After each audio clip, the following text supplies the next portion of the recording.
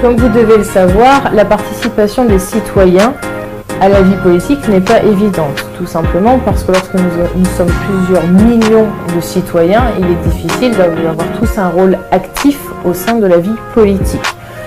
Pour essayer de simplifier cette démarche, nous avons mis en place des élections qui permettent d'élire en fait les représentants du peuple.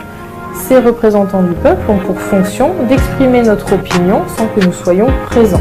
Les élections servent évidemment à ça. On exprime lors des élections notre préférence politique, économique ou sociale.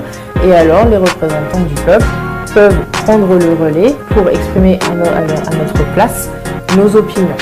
Mais on voit de plus en plus se développer un nouveau type de démocratie. La démocratie participative. Alors, en quoi est-ce qu'elle consiste, cette démocratie participative ?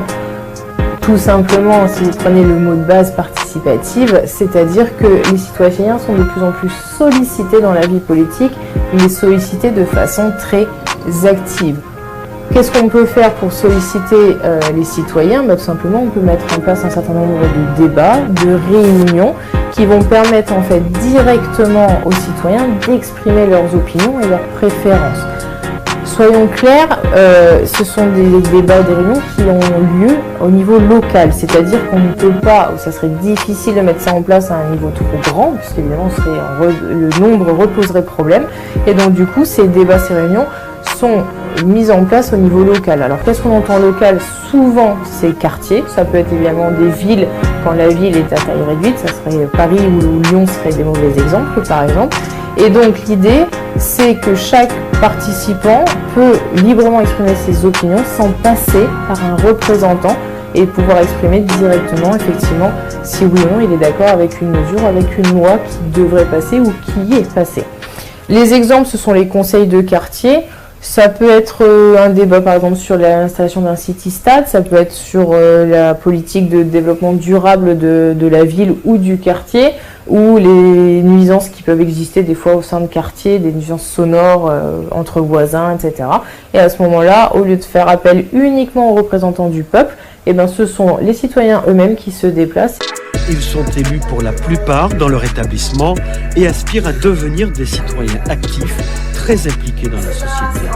La DIEG offre cet espace de dialogue et de rencontre où les jeunes peuvent débattre des questions de la société guyanaise. Pour mettre des choses en place pour les jeunes, il faut avoir l'avis des jeunes. Et donc cette assemblée est très importante pour nous. Pouvoir donner notre avis est très important pour qu'on puisse évoluer dans cette société, puisque nous sommes le futur de cette société.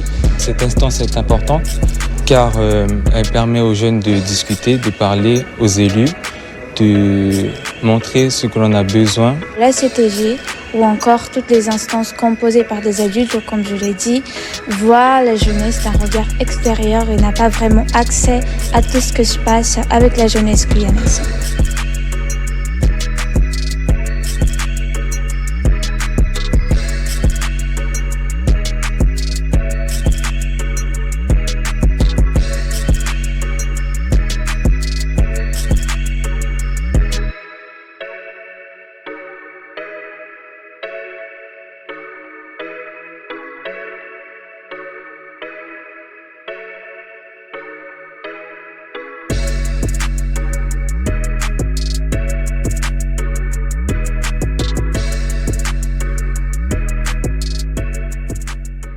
En juin dernier, 2 millions de manifestants sont descendus dans les rues de Hong Kong pour réclamer le retrait d'une proposition de loi qui prévoyait de faciliter les extraditions vers la Chine. En gros, le texte prévoyait de livrer plus facilement à la Chine les personnes que le pays considère comme criminelles. Du coup, ils pourraient être jugés et emprisonnés là-bas et ça pose vraiment problème aux habitants de Hong Kong parce que le champ des personnes considérées comme criminelles par la Chine, il est plutôt large. Ça peut par exemple concerner des ONG ou encore des journalistes. Ils avaient aussi peur que les procès ne soient pas équitables et que les détentions soient arbitraires, et pour vous donner un exemple concret, en 2015, 5 libraires ont été emprisonnés en Chine parce qu'ils vendaient des livres qui critiquaient Pékin. Alors c'est pas la première fois que les Hongkongais descendent massivement dans les rues, en fait à chaque fois qu'il y a une atteinte à leur liberté, ils manifestent. Vous avez peut-être entendu parler du mouvement des parapluies en 2014, les Hongkongais réclamaient plus de démocratie. Ils sont depuis hier quelques dizaines à prêter main forte pour monter chapiteaux et autres podium. À une vingtaine de kilomètres de Biarritz, où se réunit ce samedi le G7, anticapitalistes, défenseurs de la planète, altermondialistes et opposants divers ont commencé à se rassembler dans leur quartier général du Rhône pour une semaine d'action qu'ils promettent pacifique.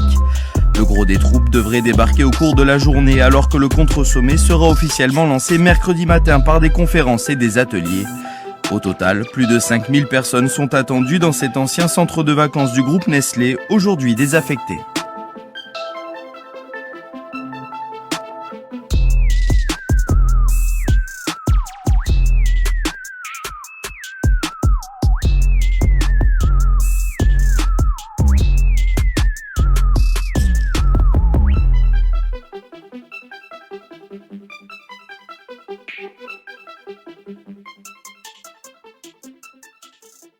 Nous recevons ce soir une jeune dame de l'Association des jeunes pour la citoyenneté active et la démocratie, AGICAD. Madame, bonsoir. Bonsoir. Bienvenue sur le plateau de l'invité de la semaine sur CAD TV. Merci beaucoup. Alors, pour commencer, dites-nous d'abord qui êtes-vous et décortiquez-nous un peu votre association. Ok, merci beaucoup. Merci à CAD TV de m'avoir invité. Moi, je suis Adam Diko, présidente de AGICAD.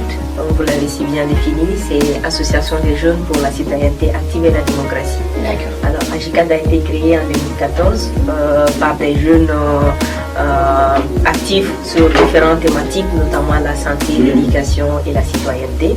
Donc, nous avons décidé de nous unir, d'aller en synergie d'action en créant une association qui répond aux défis auxquels la jeunesse malienne est confrontée, notamment le défi de la citoyenneté et de la bonne gouvernance. Donc, d'où la création de cette association. Donc, nos domaines d'intervention sont surtout sur la citoyenneté active, tout ce qui est l'engagement civique des jeunes, les plaidoyers pour l'amélioration des conditions de vie des populations, notamment l'accès aux services sociaux de base. C'est l'une des revendications issues du mouvement des Gilets jaunes, le RIC, le référendum d'initiative populaire.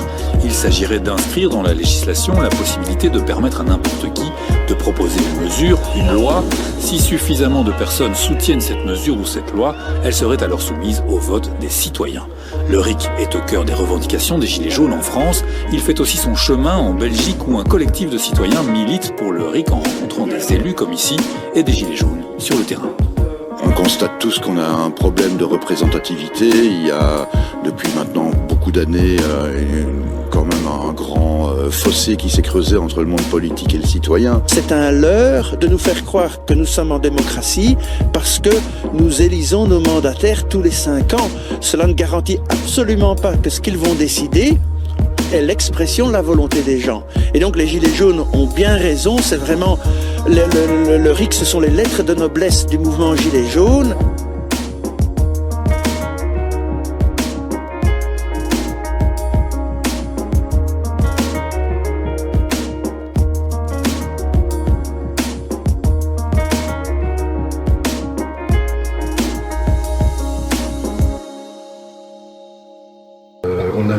On a multiplié par 3 les panneaux d'affichage dans le village, d'information communale pour ceux qui n'ont pas l'accès au numérique ou qui ont des difficultés par rapport à ça. Donc voilà, on communique beaucoup. Après, le deuxième pilier, c'était la participation des habitants. Donc nous, on s'est dit, on ne fera jamais sans les habitants. Donc tous les projets, hormis ceux qui nous sont imposés par l'État, je prends par exemple l'accessibilité des bâtiments publics, sur lequel on a peu de marge, hormis un peu le côté architectural de l'accessibilité, mais ça reste à la marge. Mais voilà, on a des obligations d'État, mais après, l'ensemble des projets sont soumis aux habitants. Et en tout cas, c'est eux qui font émerger ce qu'ils veulent dans le village. Mais par contre, les forces qu'on peut avoir avec les citoyens, en fin de compte, ça fait un peu une sorte de force collective qui travaille sur plein de projets en parallèle. Et en plus, qui se nourrit des fois les uns les autres, puisque souvent il y a de la transversalité selon les compétences qu'il peut y avoir. Donc en fin de compte, c'est d'une richesse incroyable.